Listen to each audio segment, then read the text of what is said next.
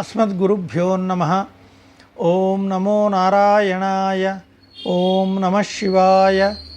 మిత్రులందరికీ నమస్కారం. భక్తిపథం 6457 ఛానల్కు స్వాగతం. కార్తీక మహాపురాణము 16వ రోజు పారాయణము, ప్రథమాధ్యాయము.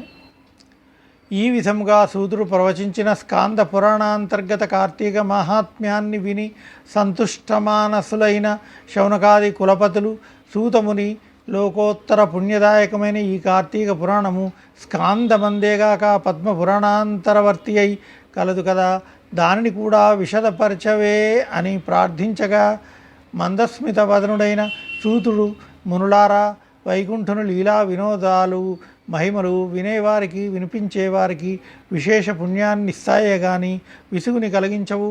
భక్తి ప్రపత్తులతో మీరు కోరాలే కానీ గురుప్రసాదిత శక్త్యానుసారం వక్కాణిస్తాను, వినండి. స్కాంద పురాణంలో జనక మహారాజుకు వశిష్ఠుల వారెలా ఈ మహాత్మ్యాన్ని బోధించారో అదేవిధంగా పద్మపురాణంలో సత్యభామకు శ్రీమన్నారాయణుడైన శ్రీకృష్ణ పరమాత్మ ముఖతః ఈ కార్తీక మాస విశేషాలన్నీ వివరించబడ్డాయి. పారిజాతాపహరణం. ఒకానొకప్పుడు నారద మహర్షి స్వర్గం నుంచి ఒక పారిజాత కుసుమాన్ని తెచ్చి కృష్ణునికిచ్చి, ఓ హరి, నీకున్న 16,000 భార్యలలోనూ నీకు అత్యంత ప్రియమైన ఆమెకి ఈ పువ్వు నీయవయ్యా అని కోరాడు. ఆ సమయానికి రుక్మిణి అక్కడే ఉంది. నందనందనుడు నందనవన కుసుమాన్ని రుక్మిణికి కానుకగా చేశాడు. ఆ సంగతి తెలిసిన సత్యభామ అలిగింది. ప్రియమైన భార్యకి ఇయ్యమంటే తనకియ్యాలి కానీ ఆ రుక్మిణికి ఇయ్యడమేమిటి అని కోపించింది. కృష్ణుడామెకు ఎంత నచ్చ చెప్పినా వినిపించుకోలేదు. పారిజాత వృక్షాన్ని తెచ్చి తన పెరటిలో పాదుకొలిపేదాకా ఊరుకునేది లేదని బెదిరించింది. అత్యంత ప్రియురాలైన ఆమె అలుక తీర్చడమే ప్రధానంగా తలంచిన అనంత పద్మనాభుడు తక్షణమే సత్యభామ సమేతంగా గరుత్మంతుడిని అధిరోహించి ఇంద్రుని అమరావతి నగరానికి వెళ్ళాడు. పారిజాత వృక్షాన్ని శ్రీకృష్ణుడు కోరగా స్వర్గ సంపదను భూలోకానికి పంపేందుకు దేవేంద్రుడు అంగీకరించలేదు. తత్ఫలితంగా ఇంద్రోపేంద్రుల నడుమ ఘోరమైన యుద్ధం జరిగింది. ఎటకేలకు ఆ తగులో దేవేంద్రుడు తగ్గి సవినయ పురస్సరంగా పారిజాత ధ్రువాన్ని యాదవేంద్రునికి అర్పించుకున్నాడు. దానవాంతకుడు దానిని తెచ్చి ముద్దుల భార్యామణి అయిన సత్రాజితి నివాసంలో ప్రతిష్ఠించాడు. అందువలన అమితానందాన్ని పొందిన ఆ అన్నుల మిన్న తన పెనిమిటి అయిన పీతాంబరునితో చాలా ప్రేమగా ప్రసంగిస్తూ, ప్రాణప్రియ, నేనెంతైనా ధన్యురాలిని. నీ 16,000 స్త్రీలలోనూ నేనే నీకు మీదు మిక్కిలి ప్రియతమను కావడం వలన నా అందచందాలు ధన్యత్వం పొందాయి. అసలు ఈ జన్మలో నీ అంతటి వాడికి భార్యను కావడానికి నీతో పాటు గరుడారూఢనై బొందెతో స్వర్గ సందర్శనం చేయడానికి కథలుగా చెప్పుకోవడమే తప్ప ఎవ్వరూ ఎప్పుడూ కళ్ళారా చూసి ఎరగని కల్ప పారిజాత వృక్షం నా పెరటి మొక్కగా ఉండటానికి ఏమిటి కారణం? నేను నిన్ను తులాభార రూపంగా నారదుడికి ధారపోసిన, అలిగిన ఆవేశంలో నిన్ను వామపాదాన తాడించిన నువ్వు మాత్రం నా మీద నువ్వు గింజంత కూడా కోపం చూపకుండా ఇలా ప్రేమిస్తున్నావంటే ఈ నీ ఆదరాభిమానానురాగాలు పొందడానికి నేను గత జన్మలలో చేసిన పుణ్యం ఏమిటి? అదీగాక జన్మకి నీ జంటను ఎడబాయకుండా ఉండాలంటే నేనిప్పుడు ఇంకా ఏం చేయాలి అని అడిగింది. అందుకు ముకుందుడు మందహాసం చేస్తూ, ఓ నారీ లలామ, సత్యభామ, నీవు నన్ను కోరరానిది కోరినా, చెప్పకుండా అడిగినా, ఇయ్యరాని దానిని ఆశించినా కూడా నీ సమస్త వాంఛలను నెరవేర్చి సంతృప్తురాలను చేయడమే నా విధి. అందుకు కారణం నీ పూర్వజన్మమే అంటూ ఇలా చెప్పసాగాడు. సత్యభామ పూర్వజన్మము. కృతయుగాంతకాలంలో మాయా అనే నగరంలో దేవశర్మ అనే వేద పండితుడు ఉండేవాడు. అతనికి లేక కలిగిన ఒకే ఒక ఆడబిడ్డ గుణవతి. అల్లారు ముద్దుగా పెంచుకున్న ఆ పిల్లని తన శిష్య పరంపరలోని వాడే అయిన చంద్రుడనే వానికిచ్చి పెండ్లి జరిపించాడు. దేవశర్మ ఒకనాడి మామ జామాతలిద్దరూ కలిసి సమిధలను దర్భలను తెచ్చుకునే నిమిత్తంగా అడవికి వెళ్ళి అక్కడ ఒక రాక్షసుని చేత హతమార్చబడ్డారు. బ్రాహ్మణులు, ధర్మాత్ములు, నిత్య సూర్యోపాస్తిపరులు అయిన వారి జీవిత విన్నాడానికి మెచ్చిన విష్ణుమూర్తి శైవులు కానీ, గాణాపత్యులు కానీ, సౌరవ్రతులు కానీ, శాక్తేయులు కానీ వీరందరూ కూడా వాన చినుకులు వాగులై, వంకలై, నదులై తుదకు సముద్రాన్నే చెందినట్లుగా నన్నే పొందుతున్నారు. పుత్రభ్రాత్రాది నామాలతో దేవదత్తునిలాగా నేనే వివిధ నామా రూప క్రియాదులతో 5గా విభజించబడి ఉన్నాను. అందువలన మరణించిన మామ అల్లుళ్లను మన వైకుంఠానికే తీసుకొని రమ్మని తన పార్షదులకు ఆజ్ఞాపించాడు. పార్షదులు ప్రభువాజ్ఞను పాటించారు. సూర్య తేజస్ సమకాంతులతో ఆ ఇరువురి జీవాలు వైకుంఠం చేరి విష్ణు సారూప్యాన్ని పొంది విష్ణు సాన్నిధ్యంలోనే మసలసాగాయి. ప్రథమోధ్యాయ సమాప్త. ద్వితీయాధ్యాయము గుణవతి కథ.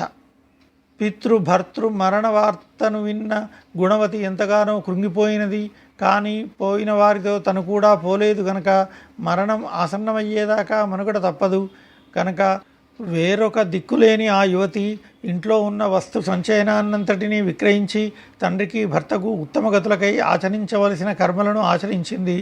శేష జీవితాన్ని శేషశాయి స్మరణలోనే గడుపుతూ దేహ పోషణార్థం కూలి పని చేసుకుంటూ ఆధ్యాత్మిక చింతనతో హరిభక్తిని, సత్యాన్ని, శాంతాన్ని, జితేంద్రియత్వాన్ని పాటిస్తూ ఉండేది.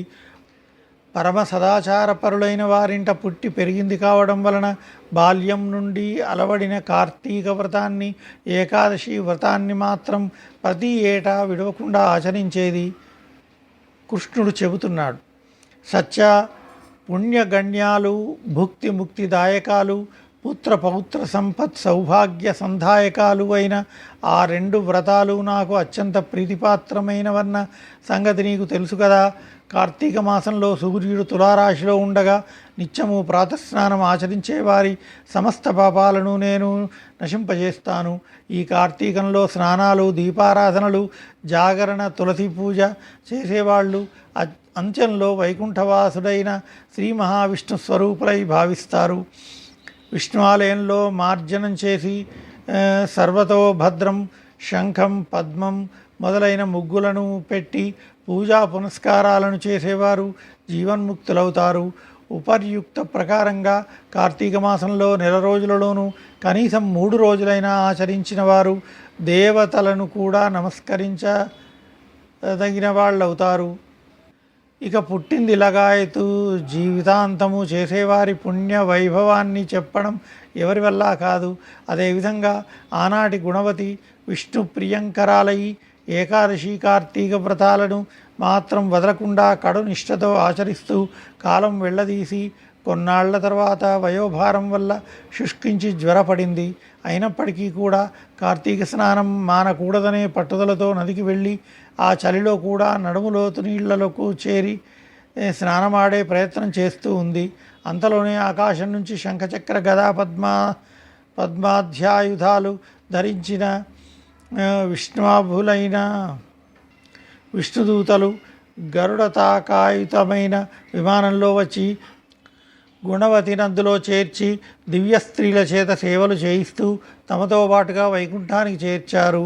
కార్తీక వ్రత పుణ్య ఫలంగా పొగలేని అగ్నిశిఖల ప్రకాశిస్తూ ఆమె హరి సాన్నిధ్యాన్ని పొందింది. అనంతరం శ్రీ మహావిష్ణువునైన నేను దేవతల ప్రార్థన మీద దేవకీ గర్భాన ఇలా కృష్ణుడిలా అవతరించాను. నాతో పాటే అనేక మంది వైకుంఠవాసులు కూడా యాదవులుగా జన్మించారు. పూర్వజన్మలోని చంద్రుడు ఈ జన్మలో అక్రూరుడయ్యాడు. అలనాటి దేవశర్మ సత్రాజిత్తుగా ప్రభావించాడు. బాల్యం నుంచి కార్తీక వ్రతం మీద నా మీద మాత్రమే మనసు లగ్నం చేసిన గుణవతే నువ్వుగా, అంటే సత్రాజిత్ కుమార్తెవైన సత్యభామగా ఇలా జన్మించావు. ఈ జన్మ వైభోగానికంతకు కారణం పూర్వజన్మలోని కార్తీక వ్రతాచరణ పుణ్యలేశమే తప్ప ఇతరం కాదు. ఆ జన్మలో నా ముంగిట తులసి మొక్కను పాతిన పుణ్యానికి ఈ జన్మలో కల్పవృక్షం నీ వాకిట వెలిసింది. ఆనాడు కార్తీక దీపారాధన చేసిన ఫలితంగా ఈనాడు నీ ఇంట వంట కూడా లక్ష్మీ కళ స్థిరపడింది.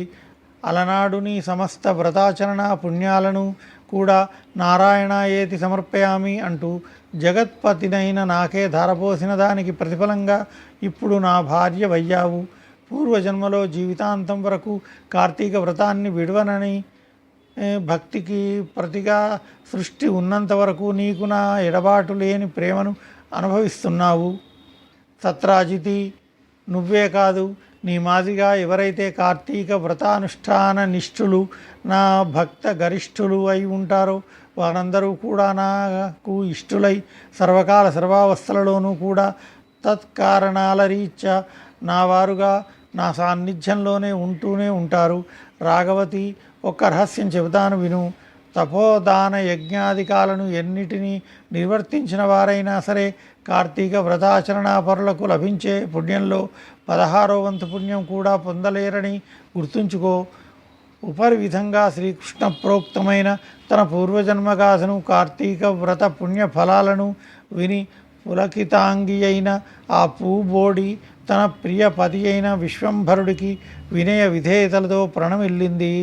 16వ నాటి పారాయణము సమాప్తము. ఓం తత్సద్. సర్వే జనా సుఖినో భవంతు.